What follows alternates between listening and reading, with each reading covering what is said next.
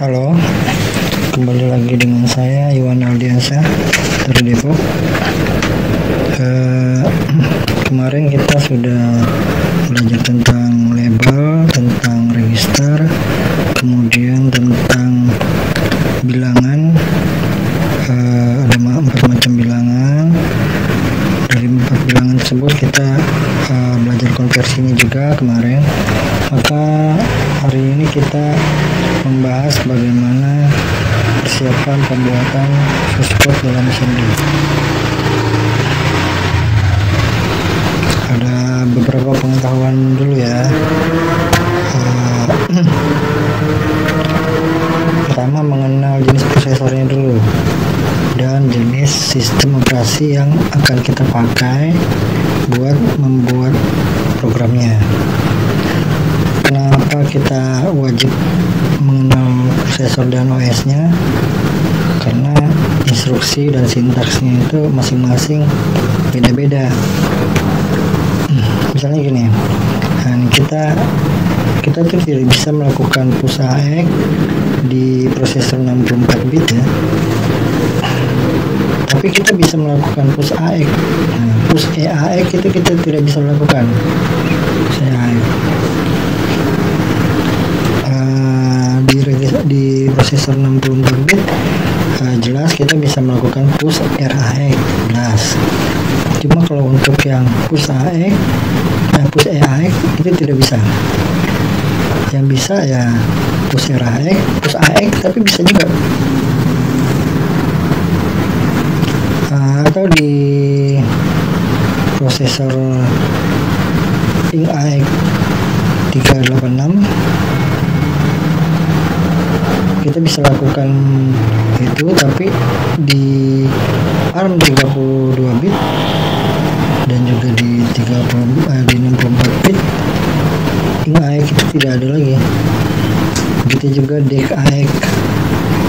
Itu instruksi tertentu itu sudah ditinggalkan atau ditiadakan, dan ada juga yang memang berbeda. Itulah kenapa kita harus menentukan juga OS-nya apa, prosesornya apa, assembler yang dipakai apa. Dengan begitu kita bisa memulai mencari referensi yang benar. Kalau sekarang ini saya akan pakai assemblernya NASM di prosesor X86 64 bit. Begitu juga kita akan membuat program yang versi 32 bit. Juga akan membuat program di versi ARM 32 bit dan terakhir ARM 64 bit.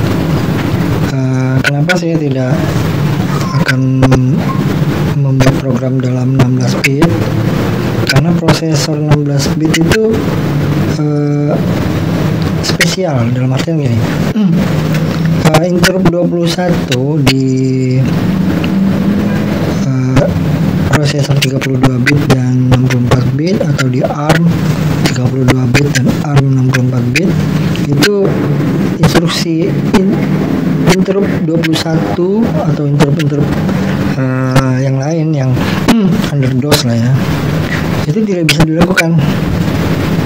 Kenapa? Makanya untuk yang versi 16 bit saya rasa kalau untuk dibuat programnya, untuk compile ya, itu saya tidak akan bahas, tapi mungkin saya akan bahas source code-nya aja.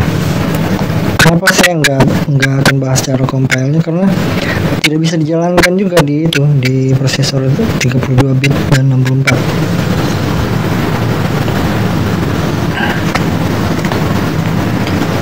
Kemudian struktur pemrograman dalam bahasa assembly itu ya seperti apa? Gini, kalau misalnya NASM itu bentuknya gini, ada global itu kita memberikan pengetahuan kepada assembler bahwa label yang di depannya itu, yaitu label start, itu bisa digunakan untuk mengcompile gabungan dengan OBJ lain gitu ya, dengan source code lain secara eksternal. Tapi saya tidak akan bahas ini karena sebenarnya untuk yang global start ini bahkan saya tidak pakai. Kenapa tidak dipakai? Ya saya tidak pernah menggunakannya secara eksternal. Jadi saya langsung membuat program itu langsung jadi apa adanya, nggak pakai modul segala macam.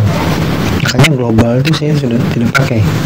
Jadi langsung ke section text, ini ya, section text. Nah, itu isinya adalah instruksi yang diawali biasanya ya pada umumnya dengan label start.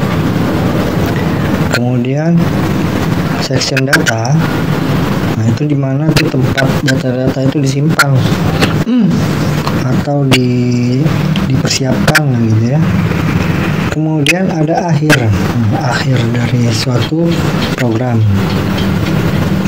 Biasanya kalau misalnya kita nggak kasih akhir dari suatu program, itu programnya akan segment fault itu artinya segmentasinya fault, artinya dia nggak bisa keluar gitu loh, kayak semacam error dari OS-nya lah gitu. Jadi program itu membuat OS-nya jadi error, makanya segfault itu seperti itu kira-kira. Nah, dalam prakteknya sebenarnya urutan section itu nggak harus begini juga ya.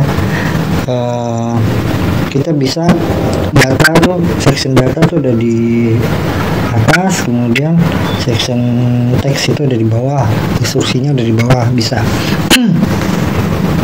Bahkan kita bisa juga membuat instruksi itu dalam section data. Saya juga baru tahu ini ya, kemarin ada teman yang memberitahukan bahwa instruksi itu bisa berjalan di section data kalau di Linux ya. Kalau di 16 bit itu bebas loh, sama seperti yang kalau kita pakai data aja untuk instruksi segmen section data itu untuk instruksi gitu. Jadi kayak jadi semacam kita pakai ke model 16 bit. Oke, kita lanjut. Oh ya, satu hal lagi. Kalau pada umumnya tuh label dari instruksi awal itu adalah start, sebenarnya kita bisa mulai tanpa menggunakan start. Kita bisa menggunakan kata-kata misalnya mulai, atau mungkin kita lebih suka misalnya nama kita, misalnya entah mungkin the fox, atau mungkin ingin menggunakan label Iwan, boleh terserah. Sebenarnya nggak mesti harus itu ya, nggak mesti harus dia start. Walaupun nanti waktu kita compile itu nanti kalau misalnya nggak ada label start itu pasti ada warning, tapi nggak apa-apa, itu nggak membuat programnya jadi error. Itu cuma peringatan aja dari assemblernya bahwa di sana nggak ada label start loh gitu. Jadi takutnya kita mau debugging, di debugging itu kadang-kadang kalau misalnya kadang kita lupa bahwa di situ nggak ada label start, maka waktu proses debugging yang terjadi ya kita bingung gitu. Ini yang pertamanya apa ya, mulai apa gitu. Kadang-kadang karena nggak ada di sana, apalagi kalau misalnya kita compile stripped, itu akan lebih membingungkan. Label yang kita pakai itu dulu apa gitu waktu mengcompile kan. Menulis program ya, kita punya program. Program pertama dari programmer itu biasanya itu hello world. Hello world itu suatu program yang menampilkan di layar itu kalimat hello world. Kalau misalnya suatu programmer, kemudian dia untuk pertama kalinya dia bisa membuat program itu berjalan tanpa ada error di program Hello World, maka dia telah berhasil membuat program pertamanya. Gimana sih ininya programnya? Seperti ini kira-kira. Section datanya nih, saya buat ininya di atas deh ya, section datanya, agar memberikan perbandingan bahwa nggak mesti section text itu di atas, jadi instruksi duluan, nggak mesti. Walaupun nanti compiler kadang tetap menaruh datanya itu di bawah, nggak jadi masalah itu nggak membuat program itu jadi error. Kemudian ini ada .ascii, apa sih itu? Jadi kita kalau membuat ininya itu dalam bentuk oh ya, ini dalam string ya.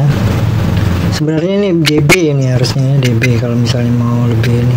Saya nggak tahu, saya lupa. Kadang-kadang gini, karena saya bolak-balik dari arsitektur ARM ke arsitektur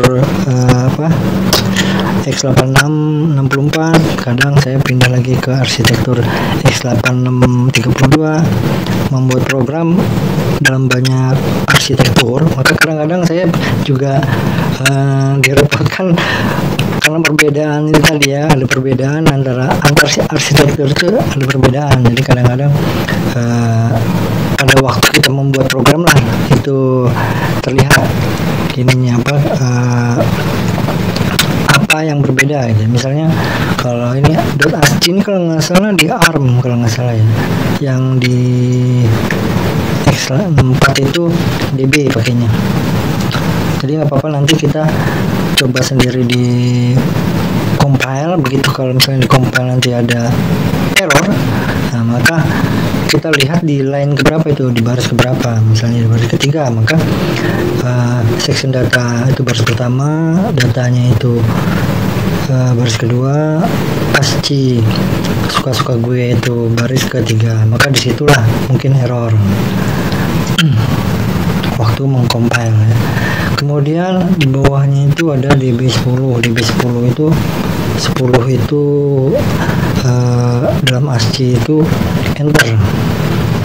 Jadi kalau misalnya kita tanpa 10 suka-suka gue kan di atas itu, terus tanpa disambung 10, maka enggak, jadi kalimatnya itu enggak langsung turun ke bawah, promnya enggak turun ke bawah. Terus ada di situ label panjang data EQ, offset dari itu dolar itu offset yang pada saat itu, terus dikurangi offset dari datanya. Nah itu hasilnya adalah panjang bit dari data-data itu yang suka-suka gue ditambah 1 bit 10. Jadi ada berapa tuh? Suka tuh 4, terus ada pangkat 2 tuh ada 1, terus ditambah spasi jadi 6 ditambah gue 3, 9 ditambah angka 10, jadi 10 bit ini datanya ya. Maka di sini panjang data itu akan 10 nanti. Jadi ini secara otomatis compiler yang menghitung. Kita nggak usah repot-repot dihitung satu-satu ini.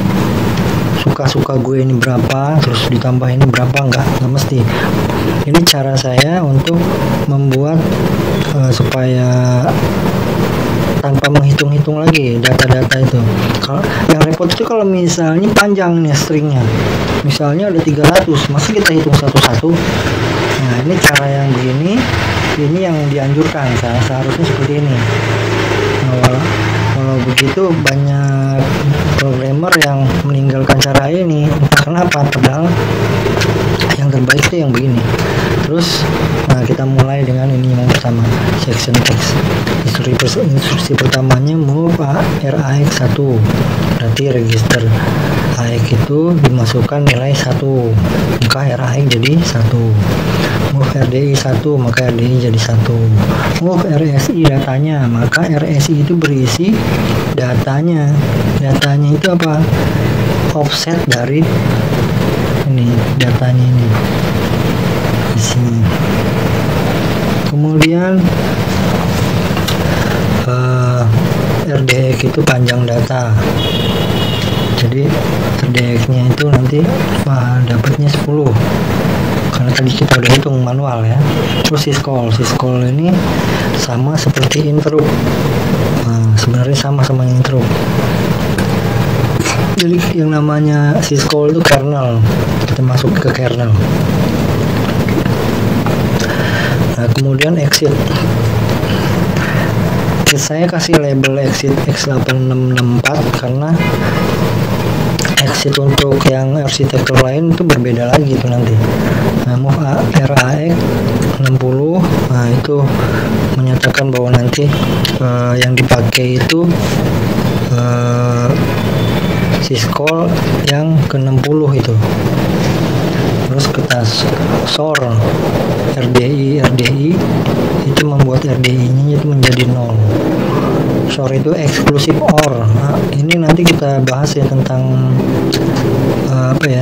instruksi yang melakukan manipulasi bit kayak misalnya SOR, OR, AND itu ya, N. Terus ada lagi SHL, pergeseran bit, terus SHL, terus banyak lah ya.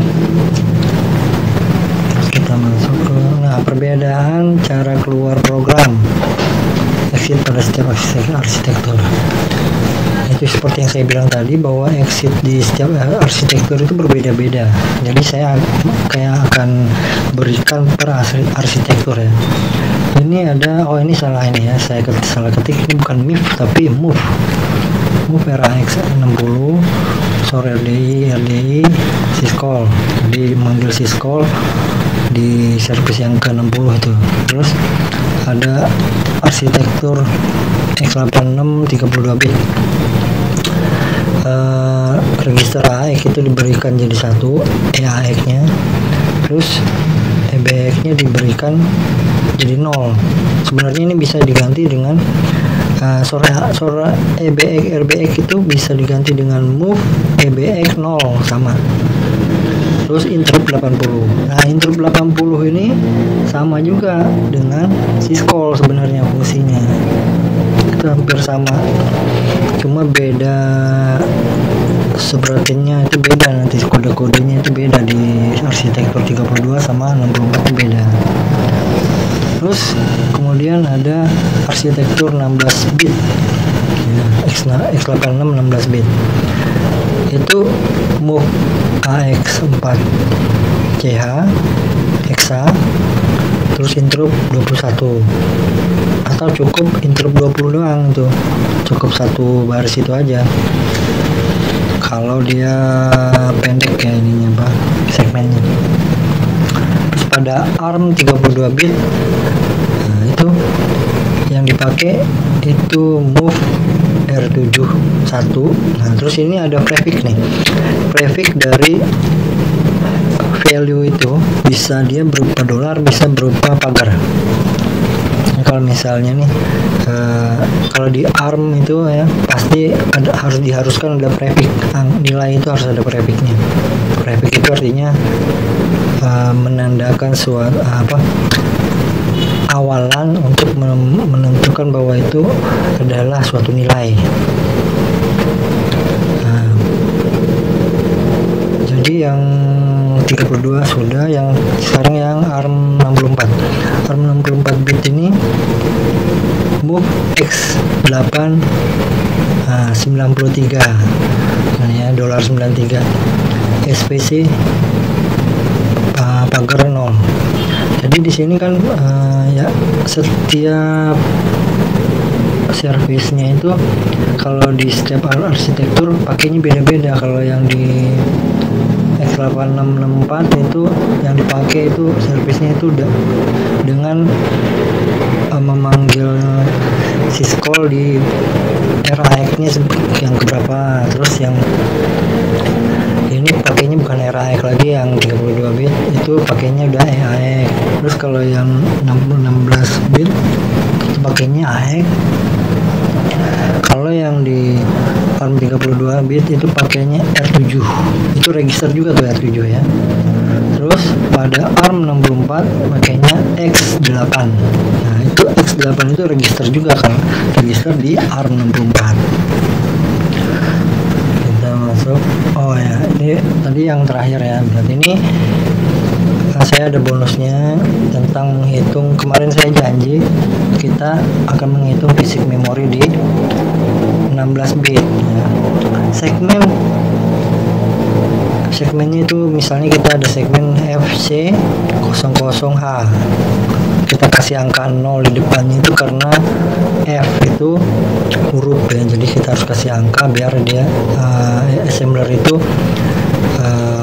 mengetahui bahwa itu bukan string, bukan label, tapi adalah suatu nilai segmen. Offsetnya 400. Alamat fisik itu dihitung dengan menjadikan segmen menjadi 20 digit, kemudian digeser 4 bit ke kiri, lalu ditambah dengan nilai offsetnya ya. Jadi gini, yang ini kan segmennya FC00. FC00 ini kita jadikan binari seperti ini, 16 bit kan, 16 digit. Terus kita rubah ke, katanya disuruh dirubah ke 20 bit, maka kita rubah dulu jadi 20 bit, kalau ditambah 0 depannya. Terus kita geser 4 bit ke kiri, jadi seperti ini. Kalau digeser kan tadinya kan 00 nya kan di depan 000, terus habis itu 1111, satunya 6 kali ya. Nah, jadi kalau kita geser 4 digit maka akan 1111 sampai 6 kali, kemudian diakhiri dengan 0000 karena di belakangnya ini 0 semua nih. Jadilah dia 20 digit yang sudah digeser. Sorry, error karena udah oke. Kemudian setelah digeser 4 bit, kemudian kita tambahkan dengan yang offsetnya, yaitu 400 itu seperti ini digitnya, jadi 60 digit ya. Kemudian kita jumlah nih yang keduanya nih, yang sudah digeser tadi sama offsetnya, kita jumlah 1 ditambah 01 yang di depan dulu ya, 1 ditambah 01, 1 ditambah 01, 1 tambah 01, 1 tambah 01. Kemudian yang kedua nih, yang 4 digit kedua 1100, nah, ditambah 1 tambah 0000, hasilnya 1 ditambah 01, 1 ditambah 01, 0 ditambah 00, 0 ditambah 00. Dan yang ketiga seperti ini, 0000 terus 0100, 0 ditambah 00, 0 ditambah 11, 0 ditambah 00, 0 ditambah 00, yang terakhir 0 semua. Maka kita konversi menjadi heksa seperti ini hasilnya. Jadi inilah hasilnya memori fisiknya. Fisik memorinya itu 20 digit. Itulah kenapa register 16 bit itu tetap bisa memberikan informasi fisik memorinya itu di mana, karena ada segmen dan offset. Jadi bukan cuma offset aja. Kalau nilai offset aja 2/16 itu kan nggak nyampe 20 digit ya. Nilai ini nggak akan bisa masuk ke offset karena dia, bayangin nih, ada FC4000, ini berarti kan 20 digit ini, pas 20 digit. Jadi kalau misalnya 20 digit masukin ke 16 digit itu nggak mungkin. Itu bisa terjadi kalau ada segmen dan ada offset. Oke, kita masuk ke sesi pertanyaan.